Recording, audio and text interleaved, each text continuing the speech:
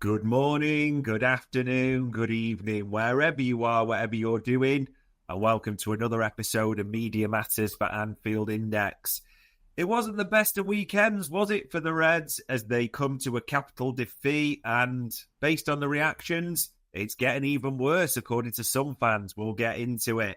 However, domestically, can park for a little second because we're here to talk about Europe as well, and a trip to Turkey. Not the kind for new teeth or new hair, but hopefully that brings 3 points in the Champions League. And I'm delighted to be joined as ever by the renowned and the respected David Lynch. And David, I'm just going to go into it straight away, I suppose. We'll get into it fully, but there's been a bit of a meltdown online in different places over this defeat, hasn't there? Yeah, and I mean, for me, completely over the top. I would completely acknowledge that Liverpool was so poor in that first half of that game, and obviously losing in the 98th minute's absolutely rubbish, not what you tried to do. But I honestly can't believe it. I mean, I should be able to believe it, to be honest, the reaction, because I was quite taken aback last season by the amount of crying done in a season in which Liverpool walked the league. I mean, you cannot imagine a more kind of straightforward Premier League campaign en route to winning it, and yet there was so much negativity at times. It kind of blew me away and kind of made me think differently, really, about kind of how people engage with football and whether it's positive for some people, or whether they should even bother to do so. And then, these people, these kind of people who really feast on the negativity have not had much to kind of get into, apart from kind of moaning about performances to an over-the-top degree so far this season. So I bet they were absolutely delighted when they got what they wanted on Saturday, which was Liverpool to finally lose, and to do it in a way that's obviously more disappointing than just a straightforward defeat. So I guess those people will be happy, but I honestly... I did this last 24 hours, man. And the problem is I have to read some of this because, you have to read, you have to comment on YouTube. I do like to engage with people on there, and same with across all social media. You don't want to just cut yourself away from the people who read your stuff. I'm very fortunate people do, and the people who watch your stuff. But it's just mind-blowing, the amount to which the sky is apparently falling in after this. I mean, we will now analyse the game and talk about the many, many negatives which were in there. But yeah, the reaction is just crackers, I think. It does seem to be dramatic, but analyse it we will. And God, I think the best thing about the first half was the fact that the halftime whistle blew was probably it, realistically. I mean, let's give it, honest attention and fair focus. It was just that bad in terms of system, individual errors. There was pretty much nothing to take from that first half. It was incredible the scoreline was still there for us, so to speak. Yeah, I mean, that's it. The only upside when you got to the half-time was kind of how they managed to keep this at just 1-0, because it could have just quite easily been over, really, at that point. A scoreline from which you just cannot retrieve it at all, because that's how good Palace were, and that's how poor Liverpool were. They were just all over them, weren't they? Creating chance after chance. They hit the post, they scored the goal to go 1-0 up. And it was just no redeeming features to the performance, really. I thought, Palace dominating the way that they do, which is to sit deep and look so incisive on the counter, and Liverpool could not get hold of the ball. Whenever they did get hold of the ball, they couldn't keep it, they couldn't fashion a chance of their own. They just looked like so easy to play through, and they were making mistakes. I mean, there's one single player plays well in that first half, and it's Alisson. Everybody else, you would say, was pretty shocking. I mean, for me, actually, I think that kind of comes back to one of the biggest issues of the half, which is I just don't think that system change worked at all. If you've got 10 outfield players of this quality all playing poorly, I know everybody wants to pick out their individuals and get on them, the ones that they don't like for whatever reason. But for me, if so many good players are playing poorly at once, it's got a lot to do with the system. And I think you saw that in the second half. As soon as he changed it, things were immediately better, weren't they? So, I thought it was a rare misstep from Slot, that one. That absolutely experiment did not come off. And no player seemed to be able to kind of drag Liverpool along despite that fact. So, Those two things kind of go hand in hand, really. I think Liverpool just got it really wrong in that first half, and if Palace had been 3-0 up at that point, there really could have been no complaints. No, there really couldn't have been a single one at all. And it's right to say, it did get better second half. Not that it could have got any worse based on the first, naturally. But we did make chances. It was interesting that Virgil talked about it afterwards, and in his quotes that we probably didn't deserve the point. And Slot mentioned, like you said, 3-0 wouldn't have been an unfair result at all. So there was improvement. There were chances, but ultimately, the first half may be that bad. Did we deserve a point? Hard to argue for it. Yeah, that's the argument you can make. If you're that bad in the first 45 minutes, then you probably come away not really deserving to take anything from the game. And if you combine being that bad in the first 45 minutes with defending that final moment as they do, there is absolutely no argument that you deserve to lose the game. And I would completely agree with that. What I would say, and I put this out at full time, and a lot of people angrily disagree with me, which is fair enough, whatever. But I really do stand by it. Is if Liverpool hadn't given away that chance in the 98th minute, I actually think they'd have merited a point on the balance of the two halves. And the first half, I know it stayed in people's minds, but first half doesn't count more than the second half. They're 45 minutes of football, and if one is better in the first half, they deserve to win that. And if one is better in the second half, they deserve to win that.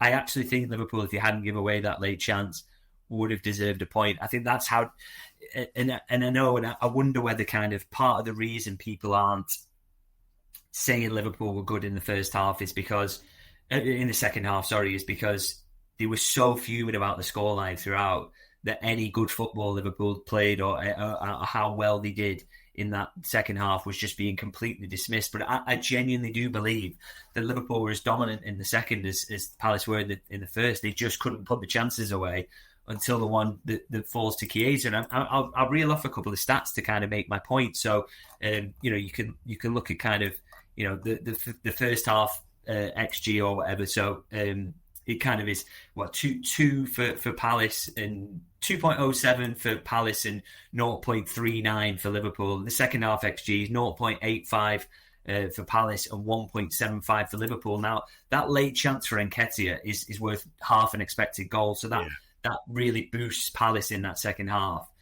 So up until that point, Liverpool, like I say, Liverpool in that second half had been as dominant. And you think, and people are going, well, they didn't get in, they didn't have the chances like Palace did. I actually don't think that's true. So you look at, the first half chances that Palace get, they're always going to get chances where they're in one-on-one with the goalie because Liverpool will hold the high line and Palace will counter. All their chances are going to look like that. So Liverpool's chances are going to look different. But you're not telling me that Wirtz's chance from 6 yards out is not a golden opportunity, or Isak passing it wide. I think he gets a kick, by the way, and probably should make a bit more of that. Isak heading over from a corner with a golden opportunity for a striker of his quality. Szoboszlai, that one is going into the bottom corner if Salah doesn't touch it in an offside position. There are chances in this game for Liverpool. And then, of course, they score a goal, which is a goal and is created by them. So it's like, are we allowed to say that as poor as Liverpool were in that first half, I will not deny it for a second, that in the second half, up until the moment they give away the Nketiah chance, which is a decisive moment of the game, I thought they'd done enough to earn the point that they looked like they were going to get. Because the types of chances are different, it doesn't make them worse. And just because you're annoyed up until the 84th minute when Chiesa scores, for me, that doesn't mean that you can disregard the football. And I think we all watch football through an emotional lens, but let's not, try and say we've seen something that we haven't seen, which, Palace did not come out for that second half thinking, well, do you know what? We just want to get battered in this half. We're going to give up all the chances. We want to create none of our own. And that's what happened. That is genuinely what happened up until the Nketiah moment. The best chances Palace had were offside in that second half. So, Liverpool were keeping them out and they were generating opportunities of their own. But because they lose, you have to throw all that out. You have to disregard all that and pretend Liverpool were rubbish from minute 1 to minute 90. And I just don't think that's not analysing the game. That's just result-based, emotion-based sort of angriness, really. And it's just frustrating to have to read this stuff and be told that you're completely wrong about stuff that you genuinely believe. I just thought Liverpool were much improved in that second half, and obviously they don't get it because it's so sloppy at the end, and you deserve to lose a game when you do that. But equally, I thought there were positives in that second half that should not just be dismissed, or the idea that Liverpool come away from this with nothing to take from it. For me, that's nonsense, really. It's strange the way people say it. And I get people were obviously fuming based on that first half. But literally, I think the thing people are looking at, especially when you talk about the new signings there, Wirtz should bury it. Isak should get two. I think I wouldn't be harsh on Chiesa, that one that just whistles wide of the post, isn't he? With it, but it's a chance. It's a chance, though, isn't it? We made chances. We should really have taken more. Yeah, this is it. But because people are kind of angry when they're watching it, they're like, "Oh, this is rubbish. We're not doing anything." I saw people saying like they didn't threaten Palace at all. Come on, what are we watching? Are we watching the same game here? Like, yeah. We can all. Surely it's okay to say rubbish first half. Dominated. Palace could have been 3-0 up. But Liverpool could have scored 3 or 4 themselves in the second half. We can acknowledge that. It's fine to say that. It's not analysis because you're annoyed about it to say that Liverpool didn't do that. It's just, I just don't understand why we have to play that game. And this is not me saying Liverpool deserve to win or deserve to get a point. I think if they hadn't given away the Nketiah chance, they would have maybe merited a point. But they didn't get it in the end because they gave up the Nketiah chance, and that's rubbish. It's not good enough for a team that wants to win the title, and the first half isn't either. But, let's talk about the reality of what happened and try and find some balance so that we're not all kind of saying that was a relegation-worthy performance and Liverpool the worst team we've ever seen in our lives kind of thing. It's just over the top, I think. Does seem strange, but you're right. There's things to lie. There's things that people are going to want to talk about as a concern. And I do want to actually talk about a few individuals because we mentioned them there. I mean, it said Alisson had 5 saves. It seemed like 5,000, but it was good to see in a way, almost like PSG last season, Alisson Becker FC back and, trying to do his best when no one else was helping him. Yeah, it's quite nice, isn't it, that sometimes just give him an opportunity to kind of show how good he is. Because, I mean, Liverpool, like last season, they don't have many games where they give up this many opportunities. But when they do have these games and they come around, he's just unbelievable, isn't he? I mean, said it many times, he's the best goalkeeper in the world for me. In terms of everything he does, really, he's just absolutely world class, and so many opportunities there for Palace. But you just back him. You're kind of almost surprised when he gets beaten, really. So that is the level of player we're talking about. And like I said, it would have been game over if that first half had gone as it should have. And the biggest reason of all that it didn't is the one single player from Liverpool who could held the head high at half time, which was Alisson. He was phenomenal again. Yeah, he really was. The only player that had anything noteworthy in that first half. But in terms of another player we should mention as well, another lively cameo from Federico Chiesa, wasn't it? Yeah, just gets shots, doesn't he? I mean, we talked about that one, he whistles past the post, and then obviously he gets the goal, and what's that, 2 goals now, 2 assists so far this season with very, very little time on the pitch. He just looks sharp and lively, and it's such a good trait to be a good shot getter. And again, he comes on, and I wrote a piece in midweek that he's taking more shots than anyone per minute in a Liverpool shirt this season. He'll have added to that. I've not seen the numbers since the weekend, but he'll have added to that in that cameo, and just looks a different prospect. And the manager said, he's going to keep giving him minutes as long as he keeps delivering, and he's delivering at the moment. So, it would have been really nice if that had ended with him earning a point from an improved second half performance, because it would have really sort of cemented how far he's come.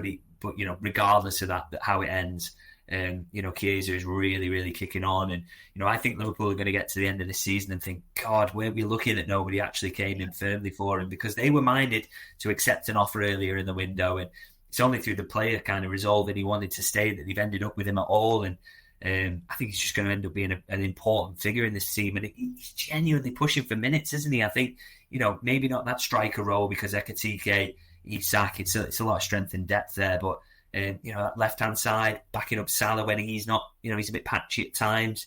There's a real case for him to to play more minutes this season, and he just couldn't be doing more, I think, at the moment.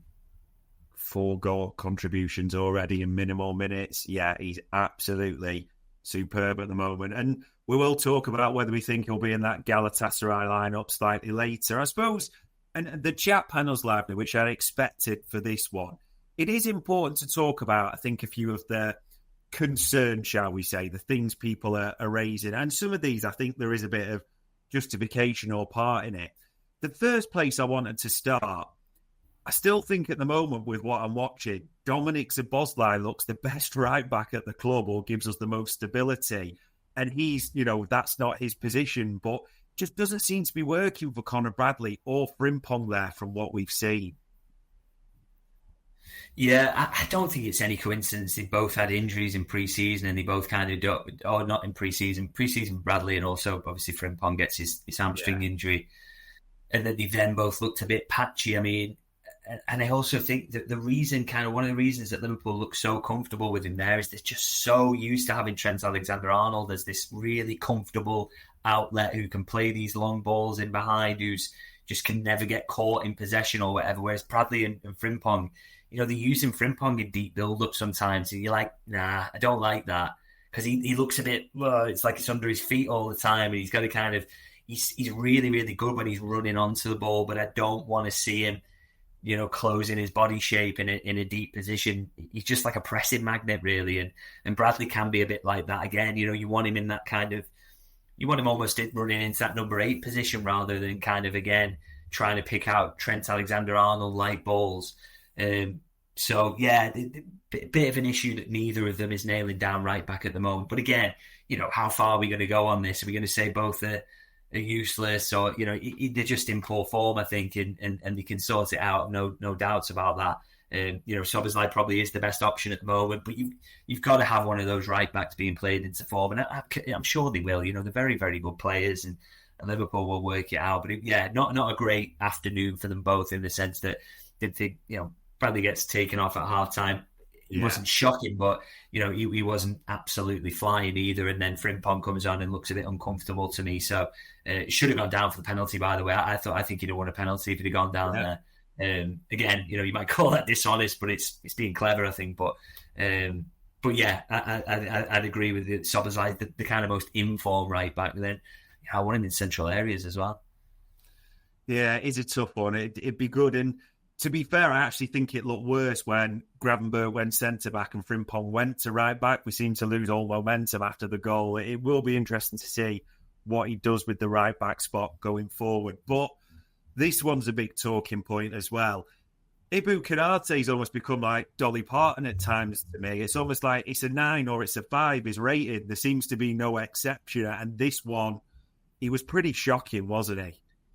Yeah, but again, I'm going to say on Konaté here, I thought he was very, very poor in the first half, but I didn't think he was poor in the second. So again, that to me kind of goes back to, he was one of many who were poor in that first. Nobody played well in the first half except Alisson. So again, you start thinking, I mean, he makes the mistake because it's probably his head shocker, but Liverpool are getting overrun in that first half in a way that makes it very, very difficult for central defenders. And I just think, again with him, it's no coincidence Liverpool changed the system and he starts to look more comfortable, as does absolutely everybody on the pitch. So, I think he was a little bit of a victim of that. But again, it's this desperation with Konaté because of his contract situation, and everybody wants to be the first to say, well, he was never any good anyway.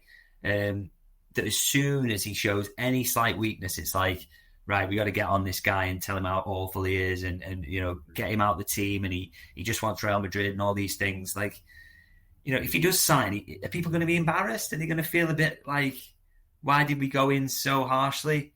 It's just, again, it's just the nonsense we're kind of seeing around this. If supporters want to spend this entire season kind of having to kind of emotionally protect themselves against the fact Konaté might leave by dogging him every time he does something wrong, then you're not going to enjoy yourself at all, to be honest. I think he was very poor first half. I won't shy away from that. But he was one of a few. And it might have been the worst, actually, but nobody played well at all in that first half. And it's no coincidence when the system changed, he started to play well and everybody else did. So, and maybe maybe Liverpool don't concede that goal, they're definitely on the pitch to head it away as well. Maybe, yeah. Again, another one that it would be nice if he just sort of got a run of form and made this disappear. It just seems to be growing on this player a little bit. Alexis McAllister, it's just not been a good season so far for him, has it? No, he is clearly struggling for form and fitness, I think, and you know the two go hand in hand, don't they? He missed the back end of last season. They hoped, Arne Slot told us recently, they hoped he would be ready for the first day of pre-season. That didn't prove to be the case, and since then he's been really struggling for his form since then to kind of play himself back in and find that fitness and sharpness. So this was another poor game. He's had a few this season, but again, how critical do we want to be? I think we can say this, absolutely. It's fair to say not in the best form. His fitness isn't quite there, but we know how good he is as well. And I could see why the manager's trying to get him there, because for me, he was Liverpool's most important midfielder last season. So, not happening for him at the moment. But, I'm sure it will do soon enough, and he'll get there. And there's no point, kind of completely dragging him out of the squad or anything. I think he will get there eventually, because he's too good not to. But it's, no question he's struggling a bit at the moment. It does seem to be. And yeah, you mentioned in the chat panel about Curtis as well. And